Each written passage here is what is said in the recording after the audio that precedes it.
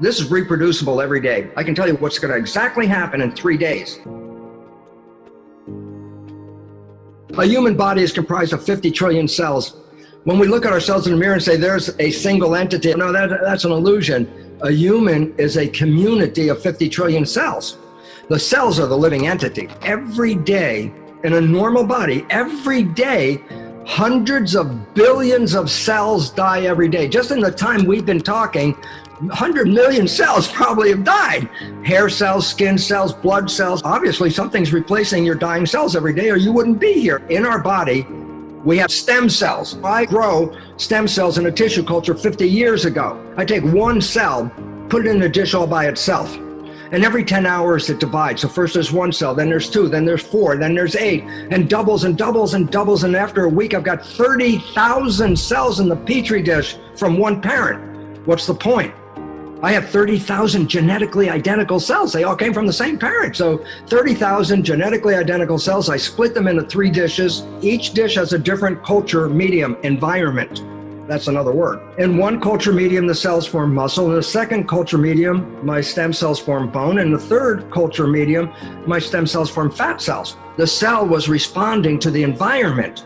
Now let's make this into why this is relevant to us as humans instead of cells in a plastic dish. The human body's got 50 trillion cells in it.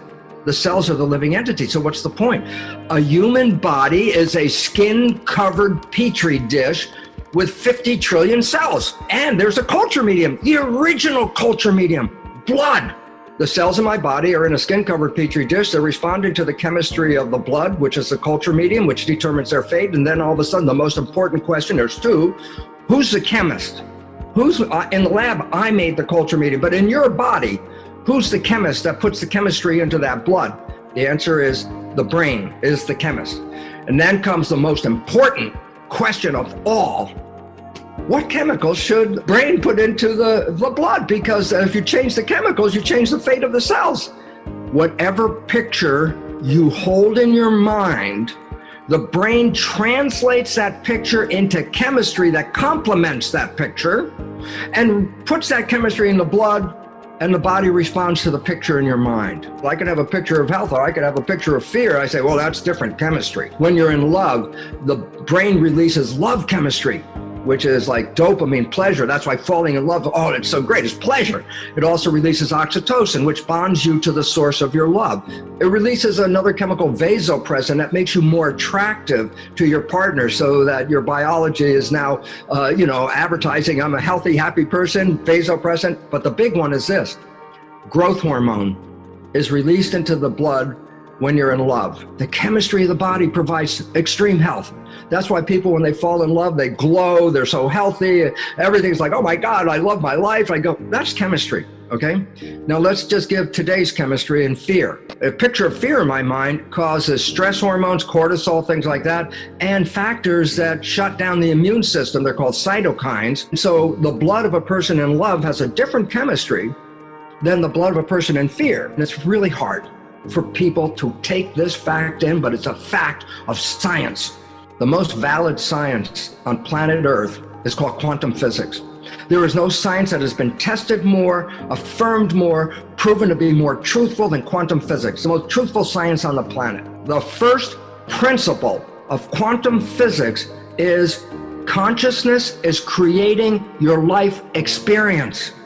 The biology we just talked about is the interface of how consciousness controls the chemistry from the brain, which controls your life experiences, your genetics, your behavior, and the character of your life. We are creating our life experiences with our consciousness. And then the question is, where are you getting your consciousness from? What information are you putting in there? Because that information will be translated directly into your biology. We're being told we're all gonna die.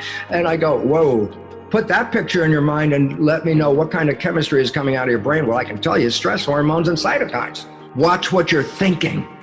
Because the moment you are thinking of stressful things like, oh my God, I'm not working for weeks and my job, my salary, do I have any money? Fear comes from that. Can I pay the rent? Fear comes from that. Am I gonna die? Of course, fear comes from that. And I go, these fears are the primary things that inhibit the function of the immune system. Norman Cousins, who healed himself from a lethal disease, healed himself by what? He locked himself in a hotel room and got all kinds of comedies, Marx Brothers and things like that. And what did he do? He just sat there and enjoyed life and laughed and did all that. And he overcame an illness that should have killed him.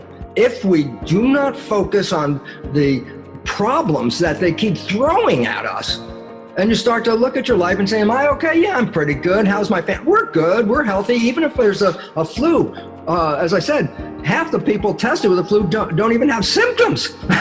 So it's not as lethal as they say. It's the fear of death is the problem that we must deal with today.